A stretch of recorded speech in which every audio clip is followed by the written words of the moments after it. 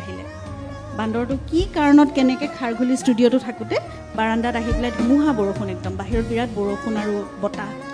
বান্দৰটো আহিছে অলপ ইনজিঅ'ৰ্ড আঘাতপ্ৰাপ্ত হৈ তাৰপিছত বান্দৰ পোৱালি এটা তাক বুটলি আনিলে আনি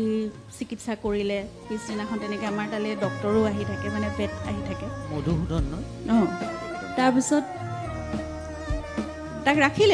ৰাখিলে মানে ইমানেই লগত থাকে কোচতেই থাকে লগত একেলগে শুৱে কেইখন পিছত আৰু প্ৰতিটো প্ৰাণীৰে কিন্তু নামাকৰণ হয় আকৌ দেই আমাৰ ঘৰত তাৰ নাম আছিলে মধুসূদন গাৰ্গ আৰু গাৰ্গ উপাধিটো সকলোকে দিব মধুসূদন গাৰ্গ একদম ছমাহমান থাকিলে আৰু লগতে বিচনাত শুৱে একেখন কম্বলৰ তলত